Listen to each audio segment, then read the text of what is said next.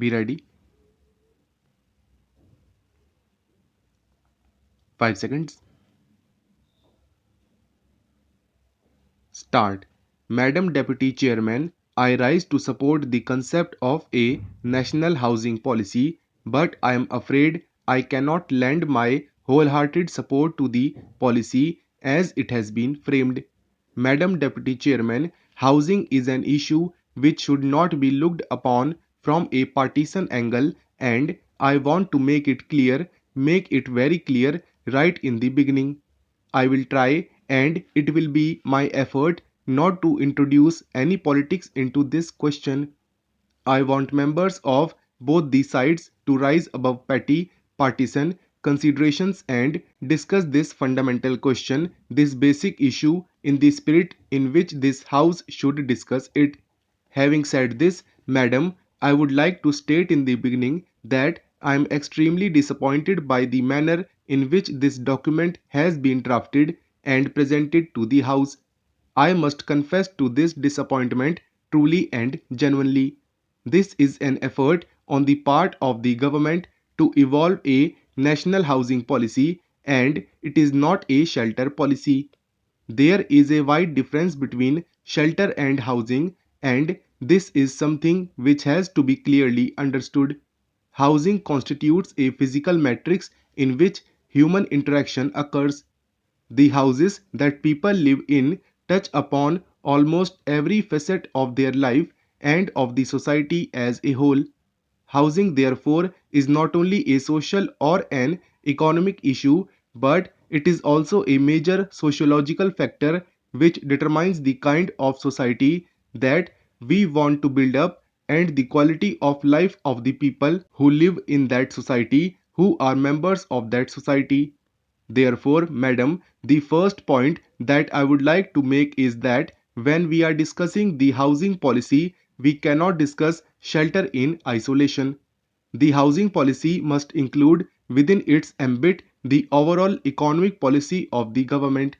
There must be an indication of the policy frame in which we propose to solve this problem, which is an essential part when we are discussing the national housing policy. This is the first deficiency which I noticed in this document.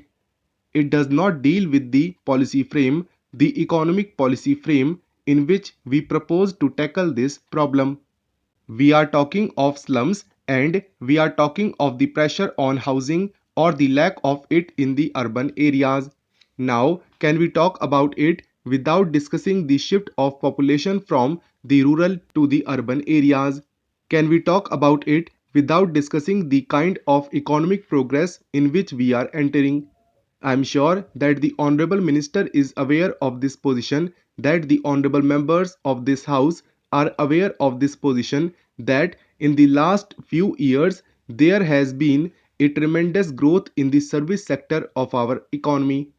And what has been the result of that? The service sector, which includes hotels, tourism, insurance, and such other forms of economic activity, has attracted large numbers of people into the urban areas.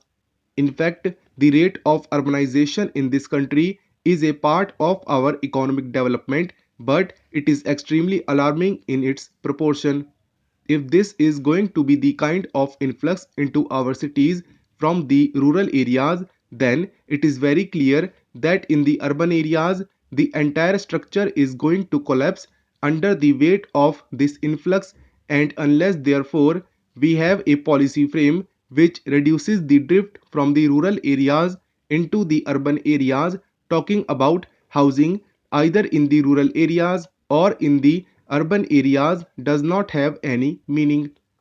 As a result of that pull, a lot of people are coming into the cities, and on the other hand, there is a push effect in the rural areas because agriculture is lagging behind and unemployment is increasing in the villages, and the people are bound to move into the cities.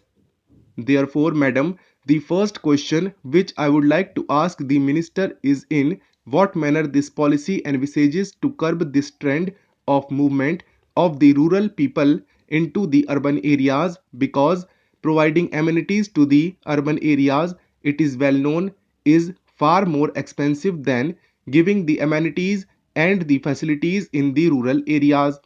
So, this is my first point.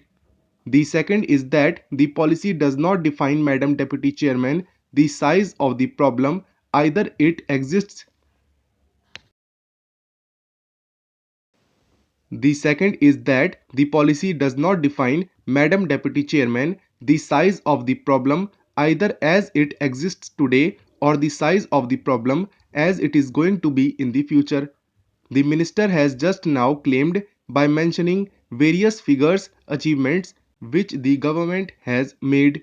But I would like to say that so far in the last 40 years, the government is merely tinkering with the problem. We have only touched the margin of it.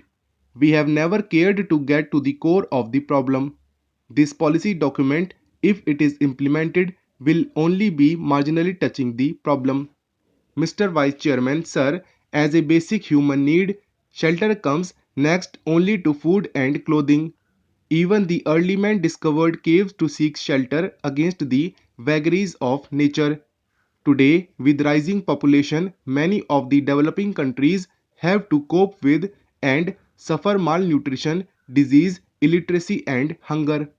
Yet it is the housing problem which seems to be the most intractable one. About one-fourth of the world's population is either houseless or lives in abysmally poor and unhealthy environment. In India, sir, according to the 2001 census, 2 lakh urban households and another 4 lakh rural households have been without shelter. Taking into account the overcrowding and the awful congestion and the need to replace the kacha houses and repair the degraded and dilapidated ones, the actual housing deficit is to the tune of 59 lakhs in urban areas and 188 lakhs in rural areas. This deficit of housing is expected to rise to 39 million by the year 2010 AD. Sir, 25% of the urban population in India lives in slums which are without basic services. Another 20% of the urban population consists of households that are slum dwellers and live in single room units. Sir, this is the housing scenario in our country at the moment. In the early years of our planning, with the weak economy that was inherited at the time of independence, housing was not on the top of national agenda. The first priority, obviously, was to provide food for the people. A massive national program and endeavor has resulted in self-sufficiency in food, and we can be legitimately proud of our industrial progress also. In the sphere of communications and health services, we have made major strides and the government has also intervened to ensure that clothing is provided reasonably to people in the country. With a fair amount of success in the other spheres, the attention now has obviously to turn to housing and of course to education.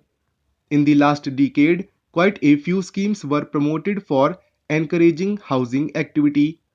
For the first time, a policy of housing has been formulated to grapple with the situation.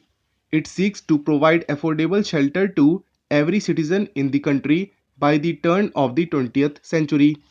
Experience has shown that housing units raised by the official agencies for the poor are too expensive and the intended benefit does not reach the beneficiaries for whom the schemes are launched. Now, the housing policy acknowledges the imperative of bringing the prospective beneficiary to the center of development process and it emphasizes on involving the people in the housing and development programs. This is a welcome change, a welcome shift in the strategy to combat the problem. Man has always had the instinct to build a shelter for himself. Nothing else explains the mushroom growth of slums. However, a slum dweller, being in constant fear of being evicted from the land which he has encroached upon, does not really spend much on building a shanty for himself even by his own standard.